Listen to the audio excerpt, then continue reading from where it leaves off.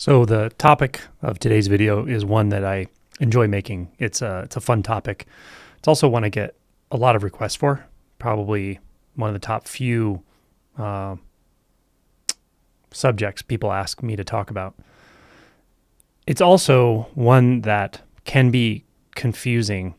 For instance, I get almost every time I make a video about this, I'll get a comment underneath it pointing out some contradictions in the way I'm speaking and so forth. So I will start by saying there are going to be logical contradictions in what I'm talking about, or at least the way I'm going to use language can seem to almost invalidate what I'm pointing to. But that in and of itself is an important thing to recognize and notice and understand about thought and about language. And that thought and language have major limitations when it comes to spiritual insight or awakening or however you want to say that. They're valuable in the relative world when applied properly to relative things. But what I'm pointing to here is not that relative world, because the relative world is a world of thought. It's a world of shared overlays. It's a world of shared perceptions, including perceptions that seem very fundamental, like there being a three-dimensional world and there being time, for instance. But the point is, language is just not designed to talk about timelessness. And that's essentially what this video is about. So timelessness. It is a valuable undertaking to do these kinds of contemplations or listen to these kinds of videos periodically to, I guess at first, just get a taste, and then with time and with insight to clarify that this can be and will be an ongoing experience. Now, of course, everything I just said sounds like there's time. It sounds like you're going to get better at something and all this. There's just no other way of talking about it. But I will say, if you look at where I'm pointing, you will see the truth of what I'm saying. That's the beauty of this. It's immediately and clearly verifiable. And then if you see what I'm saying and then you go into a thought, or you notice a thought that says, well, but you said this and you said that, and I remember this and I remember that. The answer is really always the same, and that is, that thought is also occurring right now. Do you notice that? That thought is occurring right now, because there is only right now for anything to occur in. Period. Thoughts that look like memories come up. When do those thoughts come up? Right now. Have you ever had a thought in the past? No. It's impossible. There is no past. One approach to this is just seeing if you can find any kind of thought. That is not,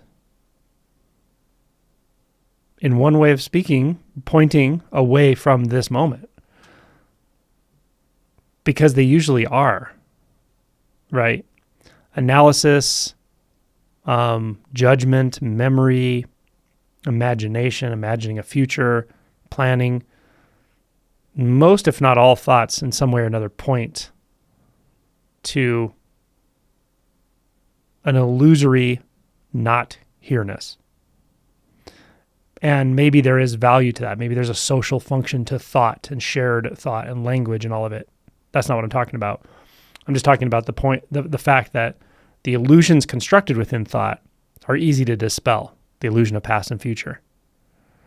Because here you are right now, where you've always been, where you can't leave. And no matter how many thoughts come up, you're still here. Or something's here. There's a here-ness, right? So for instance, I could say, imagine something that happened 10 minutes ago. Just briefly. Maybe you were pouring coffee, maybe you were walking the dog, maybe you were taking a shower. Just remember it. Now notice, as you're remembering that, it's right here. It's happening right now. The thought itself is here right now. You didn't beam back to 10 minutes ago. Now imagine something that seems like it happened 2 years ago. Even just an image in the mind. Now notice when that's happening. Right now. So it doesn't matter if the thought seems to be talking about a minute ago, 10 minutes ago, 10 hours ago, 10 days ago, 2 years ago. It's still occurring right now. always. And you could say, well, I know there's a past. And I would say, okay, how do you verify that? And the only thing you can do is give me a thought or a sentence based on a thought.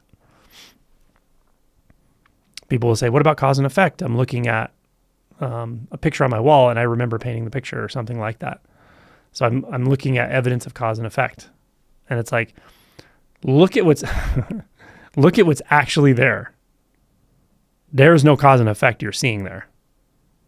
You're seeing colors, shapes, and even those are overlays. Even colors and shapes are overlays, but they're the most fundamental building blocks of the visual scenery, let's say. So when you see that even those descriptions are added, now you're really seeing. When you really see what's there, you'll see there's nothing about a past, there's nothing about causality there, there's nothing about memory there. The only way you can find that argument, that belief in cause and effect, the past, et cetera, is through memory. Now, I will convolute this slightly to say that I'm not telling you actually that there is no cause and effect. I'm just telling you cause and effect are both here right now. That's very hard. It's impossible to imagine that. But it is not just experientially true. It's backed by science, specifically the special theory of relativity and the space-time interval. If you're nerdy and interested in that stuff, read up on it. Which essentially demonstrates that causality is primary, time and space are relative, experientially, in the way we can test it. And if you look at what the testing is doing, it's interfacing thought and belief and concepts and analysis with math, essentially, right?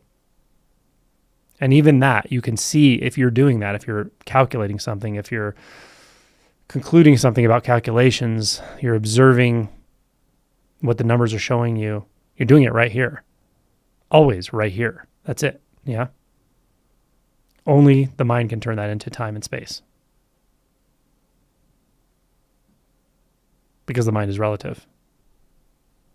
That's when we say time and space are relative.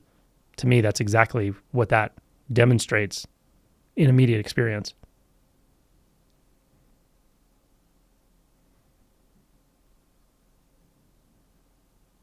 The clarity of now, or what's not in time, even to say it's a now can be off, because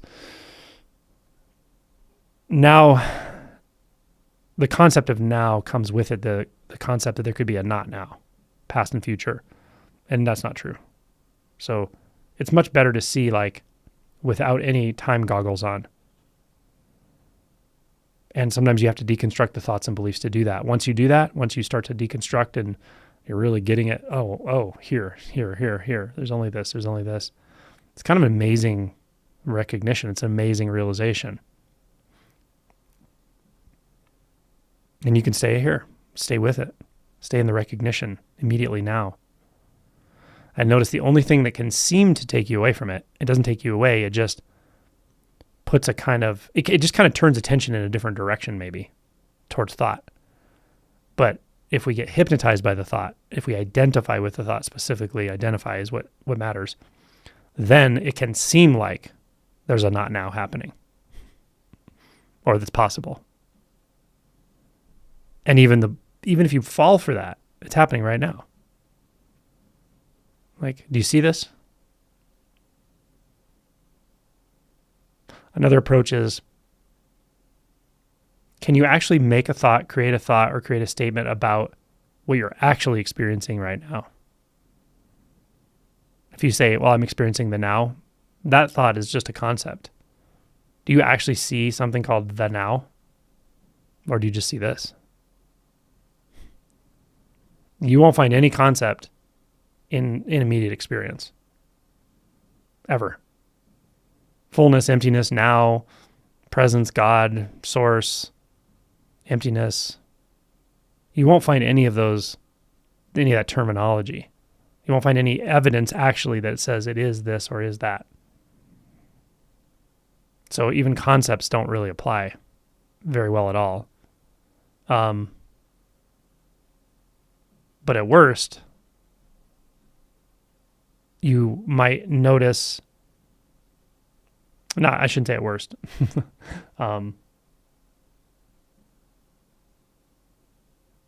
Like worst case scenario, you get lost in thought that makes it seem like there's something not here. And then you remember it again, something, you're back here. Again, the language is weird. You don't actually go anywhere, but it sure seems like you do, right? You go internal, sort of.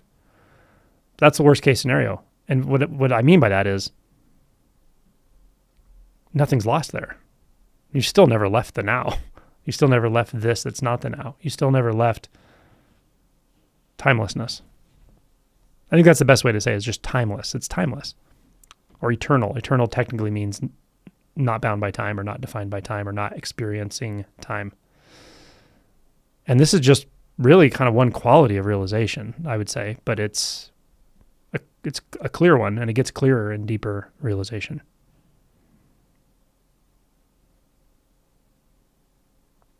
So anything that comes up for you, that's the mind trying to prove to you that this is wrong that I'm saying, or there's time based on memory or any of it, just notice all of that. You're not actually seeing it here. What you're doing is you're turning attention into consciousness, which is also here. And then consciousness can do this thing like a projector, turn on a projector of something not here. That's the kind of genius and also the tragedy of consciousness. It has the ability to do that. It doesn't create a future or past. It just creates the illusion of it right now for you. So in some sense, it doesn't actually matter whether you're aware of this or not, because you still never left this. It all becomes really absurd and funny at some point. But I do like making these videos because they're kind of a fun exploration, and they're a pretty direct empirical investigation for anyone who's curious into the nature of what I'm saying and whether it's actually true or not. If you really look, you can't miss this. This is empiricism. Look and see if you see time, a past or future. You don't. You can't. It's impossible. Of course not. But you can somehow become aware of something that looks like it in thought. That's all that can happen. And that clearly happens right now too. So have fun with that.